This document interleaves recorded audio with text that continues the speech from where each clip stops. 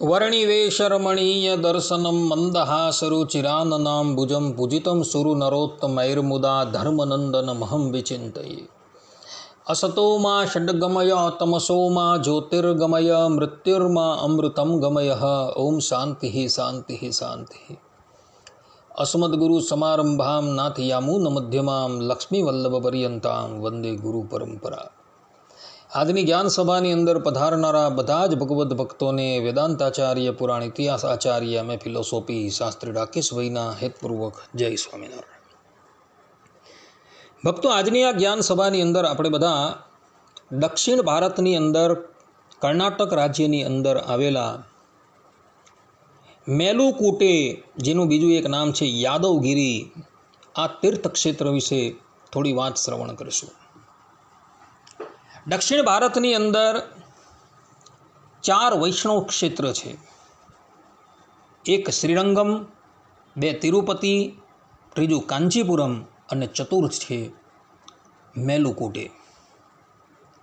આ મેલુકુટે જે છે એ દક્ષિણ ભારતના 4 વૈષ્ણવ ક્ષેત્રોમાંથી એક છે અને આ વૈષ્ણવ ક્ષેત્ર જે છે તેની અંદર સંપત કુમાર નામના ભગવાન જે છે એ બિરાજમાન છે। આ મેલકુટને યાદવગીરીના નામથી પણ ઓળખવામાં આવે છે અને આ સંપૂર્ણ પર્વત જે છે એ વૈકુંઠ લોકમાંથી આ ધરાતલની ઉપર આવેલો છે। આ વાત જે છે એ રામાનુજ સંપ્રદાયના ગ્રંથોની અંદર લખાયેલી છે। મેલકુટેમાં સંપતકુમાર ભગવાનનું સ્વરૂપ છે અને રામાનુજાચાર્યજી આ સ્વરૂપની સેવા જે છે એ પોતાના કરકમલો દ્વારા કરતા હતા। 16 વર્ષ પર્યંત રામાનુજાચાર્યજી આ સ્થાનની અંદર બિરાજમાન થયા હતા અને આ સ્થાન પર બિરાજમાન થઈને જ રામાનુજાચાર્યજીએ શ્રી ભાષ્યની રચના કરી હતી તથા ગીતા ભાષ્યની રચના કરી હતી, જેને ભગવાન સ્વામિનારાયણે પોતાના આધ્યાત્મ શાસ્ત્ર તરીકે સ્વીકારેલા છે। એક સમયની વાત છે, રામાનુજાચાર્યજી આ યાદવગીરીની ઉપર વિરાજમાન હતા અને તે વખતે તિલક કરવાને અર્થે આચાર્યશ્રીને શ્વેત મૃત્તિકાની અર્થાત કે માટીની જરૂર ઊભી થઈ, પરંતુ પોતાની પાસે માટી હતી નહીં। રાત્રિને વિશે આચાર્યશ્રી શયન કરતા હતા ત્યારે સ્વપ્નની અંદર શ્રીમદ નારાયણ ભગવાન આવે છે અને કહે છે કે હે રામાનુજ, અહીંથી થોડે દૂર જ હું બિરાજમાન છું અને તું આવીને મારો ઉદ્ધાર કર। સ્વપ્નમાંથી રામાનુજાચાર્યજી જાગ્રત અવસ્થામાં આવે છે। પ્રાતઃકાલે પોતાના નિત્યક્રમથી પરવારી આચાર્યશ્રી ત્યાંના રાજાને બોલાવે છે અને રાજા અને પોતાના સેવકોને લઈ રામાનુજાચાર્યજી ભગવાને નિર્દેશ કરેલા સ્થાન પર આવે છે અને ત્યાં ખોદાઈ કરતાં એમાંથી શ્રીમદ નારાયણ ભગવાનનું સ્વરૂપ એમને પ્રાપ્ત થાય છે અને પછી રામાનુજાચાર્યજી એ સ્વરૂપને એક મંદિરની અંદર લાવે છે અને મંદિરની અંદર એ સ્વરૂપની વિધિવત પ્રતિષ્ઠા કરે છે। શ્રીમદ નારાયણ ભગવાનનું સ્વરૂપ ત્યાં પ્રતિષ્ઠિત તો થઈ ગયું, પરંતુ ભગવાનનું ઉત્સવ સ્વરૂપ જે છે એ હતું નહીં। કહેવાય છે કે દિલ્હીના બાદશાહે એક વખત આ યાદવગીરીની ઉપર હુમલો કરેલો હતો અને મંદિરને ધ્વંસ કરી દીધું હતું અને મંદિરની જે ઉત્સવ મૂર્તિ જે છે એ ઉત્સવ મૂર્તિ લઈને એ દિલ્હી ચાલ્યો ગયો હતો। શ્રીમદ નારાયણ ભગવાને રામાનુજાચાર્યજીને આજ્ઞા કરી હતી કે તમે એ ઉત્સવની મૂર્તિ લઈ આવો। આચાર્યશ્રી પોતાના 10,000 શિષ્યોને લઈને દિલ્હી આવે છે। બાદશાહે જોયું કે કોઈ પ્રતાપી પુરુષ અમારા નગરમાં આવેલો છે। બાદશાહ રામાનુજાચાર્યજીની પાસે જાય છે, એમને પોતાના મહેલમાં લાવે છે। રામાનુજાચાર્યજી કહે છે કે રાજન, અમારે તમારા ઘરની અંદર જે અમારું સ્વરૂપ જે રહેલું છે એ જોઈએ છે.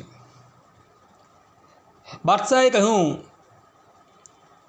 કે પ્રભુ, એ સ્વરૂપ તો મારી શહેજાદી જે છે એની પાસે છે અને એ નિત્ય એ સ્વરૂપને ખૂબ લાડ લડાવે છે. હવે આપના બોલાવવાથી જો એ સ્વરૂપ તમારી પાસે આવી જાય તો તમે એ સ્વરૂપ લઈ શકો છો. બાદશાહની વાત સાંભળી રામાનુજાચાર્યજીએ શ્રીમદ નારાયણ ભગવાનને સાદ કર્યો.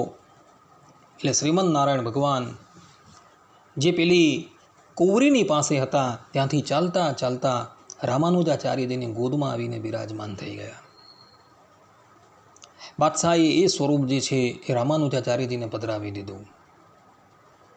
પરંતુ એની કુંવરી હતી, એને એ સ્વરૂપ બહુ પ્રિય હતું.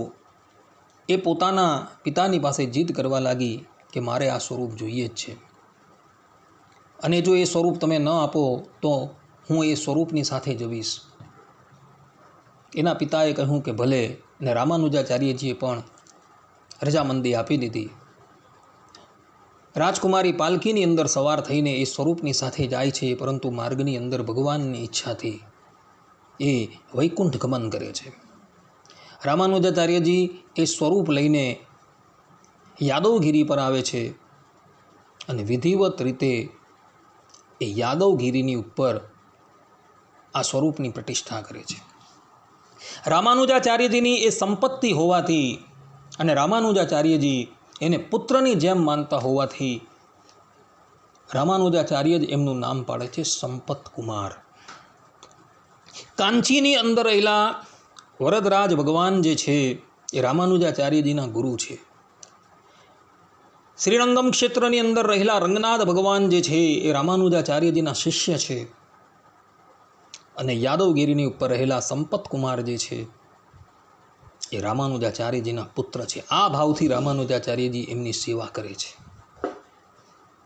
અને આ સ્થાન પર બિરાજમાન થઈને જ રામાનુજાચાર્યજીએ વેદાંત સૂત્રની ઉપર શ્રી ભાષ્યની રચના કરી હતી તથા ભગવાન શ્રી કૃષ્ણના મુખારવિંદરમાંથી નીકળેલી ગીતા, એના પર આચાર્ય રામાનુજાચાર્યજીએ 60,000 શ્લોકની ટીકા રખેલી હતી.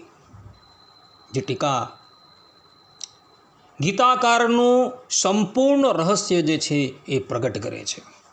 માટે ભક્તો, જ્યારે પણ તમે દક્ષિણની યાત્રા કરો, દક્ષિણ ભારતની યાત્રા કરો, ત્યારે આ સ્થાનની ઉપર તમે અવશ્ય જજો. કારણ કે આ પહાડ જે છે એ પહાડ વૈકુંઠમાંથી આવેલો છે અને એના ઉપર જે સ્વરૂપો બિરાજમાન છે એ સ્વરૂપો અત્યંત પ્રસાદીના છે. ભગવાન સ્વામિનારાયણ પણ તીર્થાટન કરતા થકા આ સ્થાનની અંદર પધારેલા છે અને મેલકુટાની અંદર રહેલા સંપત કુમારના અને શ્રીમદ નારાયણ ભગવાનના દર્શન એવો કરેલા છે. માટે જ્યારે પણ તમે દક્ષિણની યાત્રા કરો ત્યારે દક્ષિણના જે 4 વૈષ્ણવ ક્ષેત્ર છે તેમાંથી એક વૈષ્ણવ ક્ષેત્ર મેલુકોટે, એના દર્શન કરવા માટે તમે અવશ્ય જજો. આટલું કહીને હું મારા પ્રવચનને અહીં વિરામ આપું છું. સર્વે સંતો નિરામયઃ, સર્વે સુખીનો ભવંતુ, સર્વે ભદ્રાણિ પશ્યન્તુ, મા કશ્ચિદ દુઃખ ભાગ ભવેત.